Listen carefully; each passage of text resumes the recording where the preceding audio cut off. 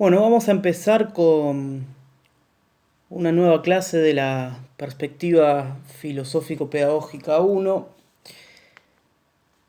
Recuerden que el objetivo de estos primeros intercambios, de estos primeros trabajos, está puesto en que logremos posicionarnos desde un cierto lugar, que es el lugar propio de la filosofía, en principio, para desde allí analizar el hecho educativo o bien los procesos educativos.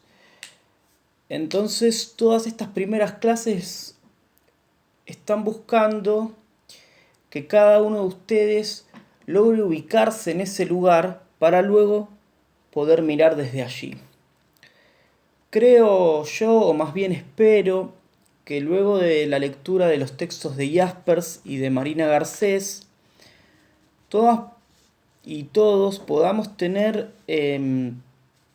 algunas nociones respecto de la práctica filosófica, en qué consiste pensar filosóficamente, para que esas nociones iniciales bien nos permita ir acercándonos a ese lugar desde el cual queremos mirar.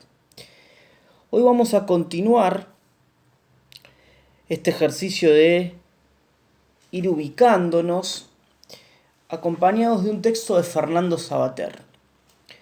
Antes de introducirnos al texto y al autor, algunas cuestiones previas.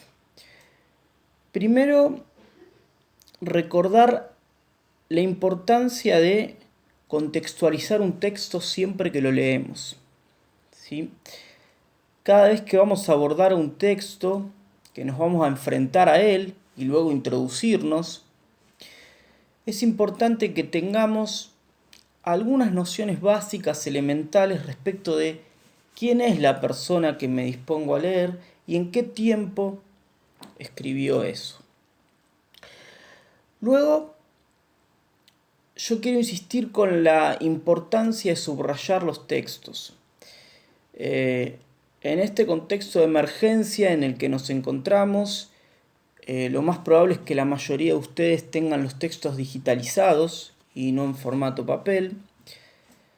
Existen herramientas para subrayar los PDFs. Indaguen por allí, si tienen dudas me consultan y podemos buscar algún tutorial para compartir. Pero quiero seguir remarcando esta idea de que leer en el nivel superior implica el ejercicio de subrayar. ¿Y en qué consiste el subrayado? Bueno, en primer lugar, yo con el subrayado le dejo mi marca al texto. Es algo bastante evidente, marcamos el texto.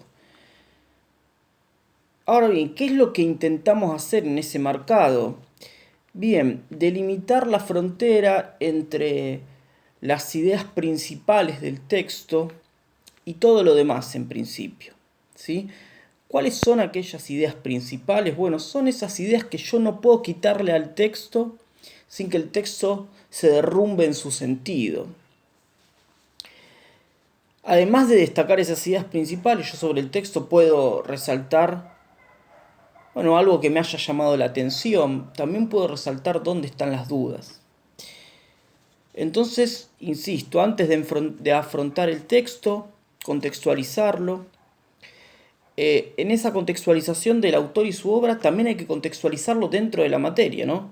Ver qué vimos antes y a dónde vamos después. A raíz de qué estamos leyendo esto. Algo que se me pasaba recién, pero que venimos insistiendo, siempre, leer con un diccionario a mano. Desde luego que la mayoría ya no tiene el Larousse ilustrado probablemente, pero bueno, con el celular ir esclareciendo el sentido, la significación de aquellas palabras que no tenemos del todo claras. Puede que aparezcan palabras que usamos a menudo, pero que no podríamos definir con absoluta precisión. Esas palabras requieren que nosotros vayamos al diccionario, porque de alguna manera comprender un texto implica introducirse en un universo de palabras. ¿sí? También la lectura de los textos hacen que yo vaya ganando vocabulario, vaya incorporando palabras nuevas. Ahora bien, si las palabras nuevas que aparecen, yo avanzo como si nada, bueno, esas palabras van quedando ajenas a mí, por lo tanto, no amplío mis posibilidades de comprensión, pero además de eso, es muy probable que mientras vaya avanzando en el texto sin esclarecer el vocabulario, lo que me dice el texto cada vez se me haga más oscuros y en algunas ocasiones la oscuridad sea tanta que yo ya no entienda absolutamente más nada. Bien, para no aburrirlos con esto de maestro Ciruela, importante entonces, fundamental en el estudio del profesorado, leer. Cuestión número 1, no quedarse solamente con lo que decimos los docentes.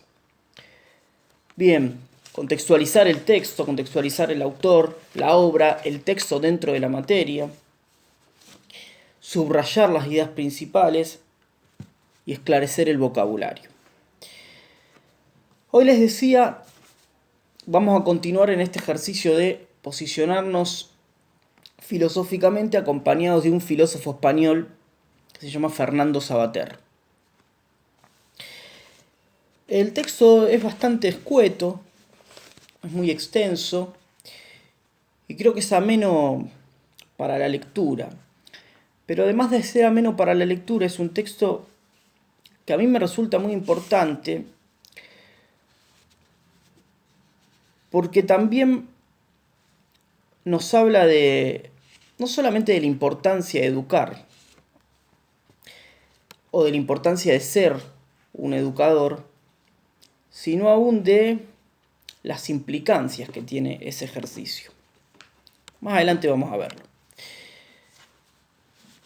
Fernando Savater nació en el año 1947, aún permanece con vida, sin embargo, hace tiempo que, o creo yo, estoy casi seguro, hace tiempo ya no publica nuevas obras. Entiendo que desde el fallecimiento de su mujer ha abandonado la elaboración de nuevos trabajos. Creo yo que es uno de los filósofos más importantes de este último tiempo, y ello no porque aparezca citado en muchos trabajos, porque muchos especialistas hablen de él, sino porque ha tenido la virtud de hablar con claridad respecto de problemas que nos interesan, no sé si me animaría a decir a todos, pero sí a muchos. Savater dice que la filosofía habla de cosas interesantes, pero a veces lo presenta de una manera que intimida y que resulta incomprensible. Es por eso que él plantea una suerte de ética de la claridad. Si nosotros los filósofos, dice, creemos que la filosofía tiene algo de valor para decir sobre este mundo, es su obligación hacerse entender. Esta ética de la claridad que propone me parece que es un elemento importante para todo aquel que pretende ejercer la docencia en algún momento. Sí, bueno, yo quiero formarme sobre una disciplina determinada para luego enseñar a otros sobre esa disciplina. Bueno, estoy obligado a procurar ser claro, a hacerme entender por los demás. De nada sirve decir, es importantísimo esto que yo sé, pero son muy pocos los que están en condiciones de entenderlo. No, si es importantísimo, bueno, es tu obligación hacerte entender. Hay allí también un espíritu democratizante que Savater plantea para la filosofía y yo quiero trasladar para el ejercicio de la acción educativa. El texto que nosotros vamos a leer se llama El valor de educar. Está escrito en 1997. Para ese entonces Savater ya era un escritor reconocido. En algún momento fue una suerte de boom editorial. la obra de este pensador, eso que en inglés se llama, creo que, best sellers, vendía mucho libros. Quizás por ello también siempre se lo miró con mucho recelo desde los ámbitos académicos. Este texto él lo escribe en principio por requerimiento de un sindicato de educadores mexicanos, que bien, lo invita a reflexionar respecto de la educación. Lo que nosotros vamos a leer en esta oportunidad es el prólogo de esa obra. Más adelante quizás leamos algo más. Esta obra empieza con una suerte de premisa. Sabater dice, bueno, ¿usted quiere saber cómo trata, o más bien usted quiere saber qué tan humanista es una sociedad? ¿Cuál es el grado de desarrollo humano de una sociedad determinada? Tiene que mirar entonces dos cosas. Tiene que mirar cómo trata a sus maestros y tiene que mirar cómo trata a sus presos. Observando esos dos elementos, yo voy a poder concluir qué tan humanista es una sociedad. Y entonces, luego de decirnos esto, él se va a abocar aquí a ver cómo trata la sociedad española de 1997 a sus maestros, en principio. Yo creo que hay elementos en común con nuestra realidad y hay otros que no. Pensemos que estemos distantes en el tiempo y también en el espacio con Sabater. Me parece que hay cuestiones de ese análisis que son aplicables a nuestra realidad y otras que no. También va a ser ejercicio de ustedes pensar eso. Y entonces dice, se suele ver al maestro como alguien en principio caracterizado por el fracaso. Bueno, ¿quién es el maestro? Es el que no pudo terminar una carrera universitaria y por lo tanto fue como segunda opción a estudiar una carrera docente. Y es por ello que su posición económica ha de ser necesariamente ínfima. Y allí Sabater nos invita a pensar sobre el viejo refrán. Bueno, tengo más hambre que maestro de escuela, ¿no? Se supone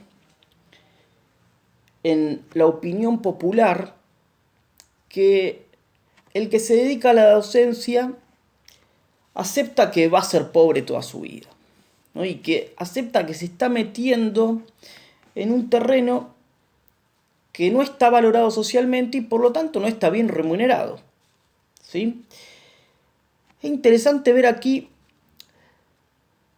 dónde comienza la argumentación de Sabater, dónde pone el ojo inicialmente. Bueno, pone el ojo en la opinión popular, ¿no? Me interesa que leamos este texto para ver qué hace un filósofo cuando mira la educación. Y lo primero que hace es mirar la opinión popular que rodea ese hecho. Por allí empieza, no empieza por las grandes ideas que hay sobre la educación, sobre los grandes sistemas educativos que se pensaron a lo largo de la historia, no. En mi sociedad, en mi tiempo, veo cuál es la opinión que el común de las personas tienen sobre los docentes. Bueno, y él dice que en la España de 1997 prevalece aparentemente esta idea de que el docente es alguien que cayó acá como segunda opción y que por lo tanto tiene que contentarse con lo poco que gana. Esa opinión popular fomenta un círculo vicioso, nos dice el autor. ¿Cómo es ese círculo vicioso? Bueno, ese círculo vicioso comienza con el escaso prestigio social, entonces. Ese escaso prestigio social hace que los docentes migren, o que los docentes mejor capacitados, migren al nivel superior o universitario. Esa idea de que los docentes más capacitados abandonan el nivel inicial, primario y secundario para irse al superior, refuerza los prejuicios. Ese refuerzo de los prejuicios justifica una baja remuneración y la baja remuneración da lugar al escaso prestigio social. Y ahí la rueda vuelve a comenzar entonces.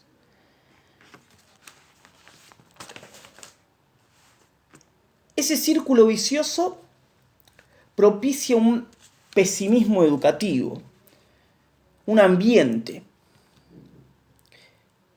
¿En qué consiste ese ambiente? En creer que la educación fracasa siempre. Y que los que progresan lo hacen pese a la educación. Lo harían de cualquier manera. Entonces, se supone que la educación, todo lo que hacemos, quienes estamos involucrados en ella, no es más que una rutina superflua. Bueno, la única manera de quebrar eso, nos dice Sabater, es con esfuerzo. Ahora bien, aceptar este ambiente de pesimismo educativo, donde se supone que siempre se fracasa, donde se supone que la escuela siempre está en crisis, que no tiene nada para dar a la sociedad, implica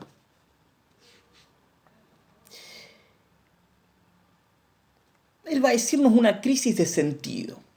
Vamos a analizar esto de a poco. Dice, esta idea, este ambiente generado por aquel círculo vicioso del que hablábamos, de pesimismo, genera la idea de que siempre está en crisis la educación. Y esto, creo yo, lo podemos ver a menudo, ¿no? Cada tanto se habla de la crisis de la educación, y van y escuchamos hablar a estos panelistas que están en la tele, a veces hay algún economista, a veces un político, en ocasiones un sindicalista, usualmente cuando hacemos paro, entonces es para cuestionarlo por la medida, y muy pocas veces se ve a un docente allí. Ahora bien, Sabater dice que sí, efectivamente la educación atraviesa una crisis. Y esa crisis no es una crisis respecto de los contenidos que se imparten, no es una crisis respecto de las tecnologías que habitan la escuela, no es una crisis respecto de los medios de enseñanza, sino que la crisis en que se encuentra la educación es una crisis de sentido. No sabemos qué finalidad debe cumplir la educación, no sabemos hacia dónde se deben orientar sus acciones. Cuando algo no tiene sentido es porque yo no puedo vincular eso con mi propia vida, con mis propios proyectos. Bueno, la educación entonces permanece como algo aislado de la vida social, incapaz de establecer con claridad cuál es su funcionalidad para con la vida política o con la vida económica. Por lo tanto, está allí sin saber bien por qué. Bueno, cuando nos enfrentamos con una crisis de sentido, es necesario acudir a la filosofía. ¿Por qué es necesario acudir a la filosofía? La filosofía nos va a responder,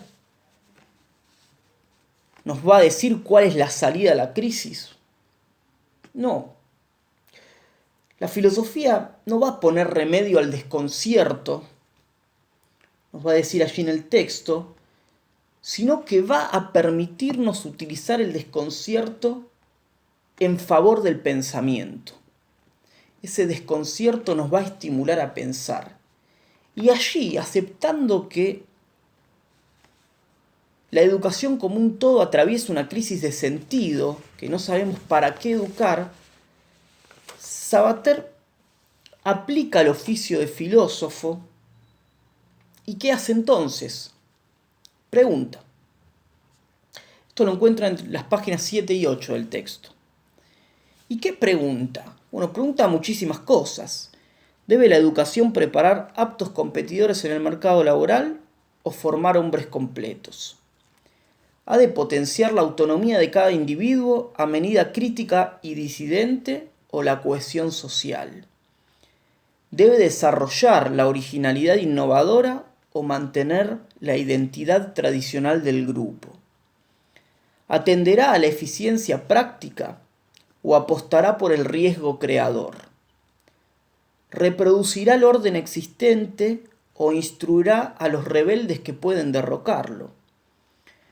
Mantendrá una escrupulosa neutralidad ante la pluralidad de opciones ideológicas, religiosas, sexuales y otras diferentes formas de vida, drogas, televisión, polimorfismo estético, o se decantará por razonar lo preferible y proponer modelos de excelencia.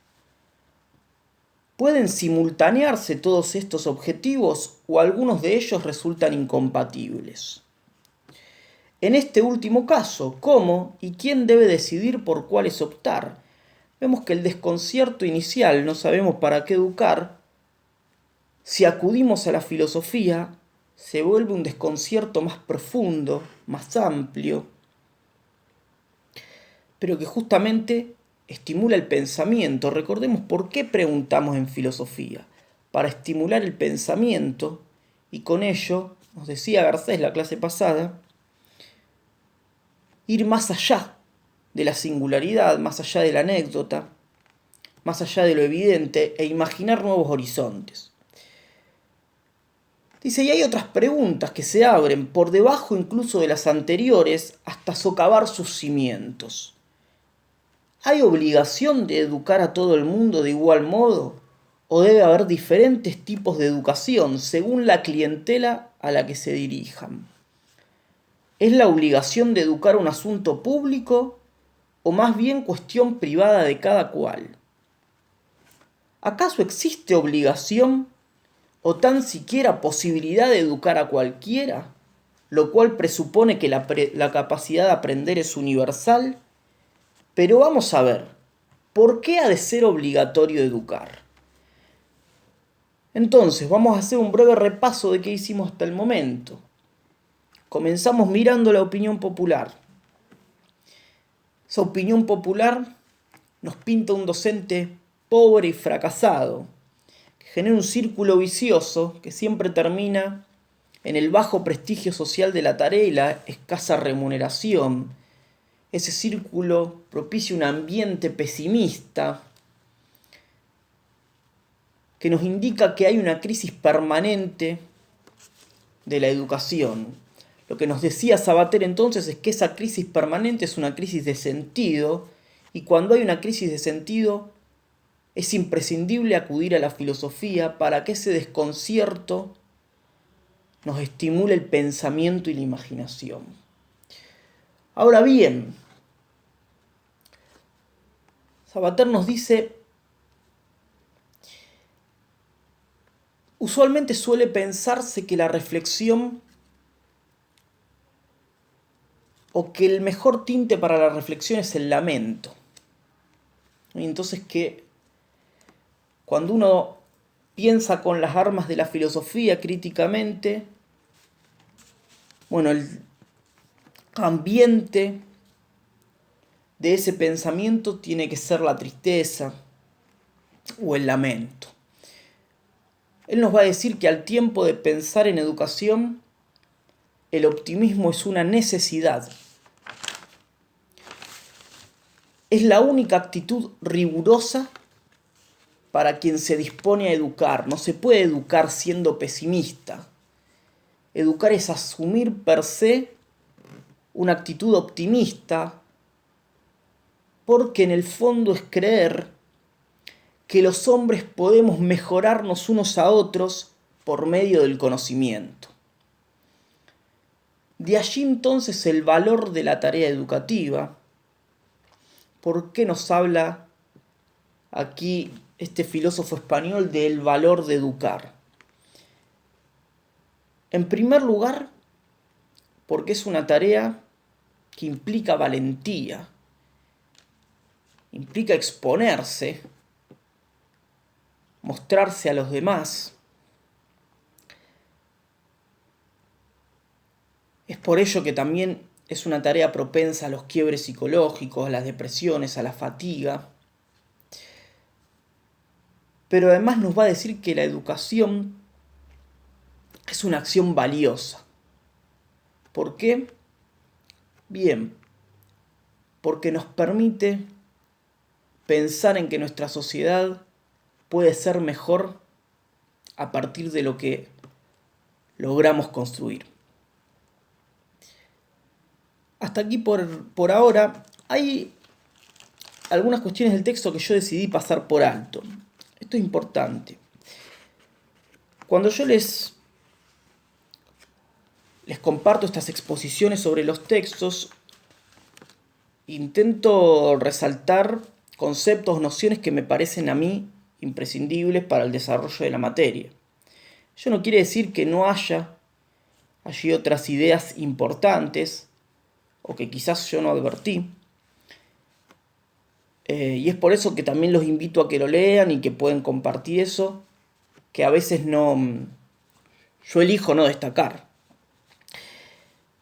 Y una última cuestión que quería charlar o presentarles a ustedes aquí.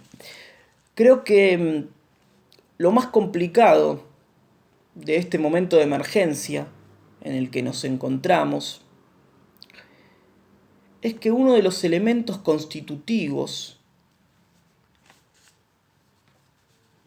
del proceso educativo no está dado de antemano.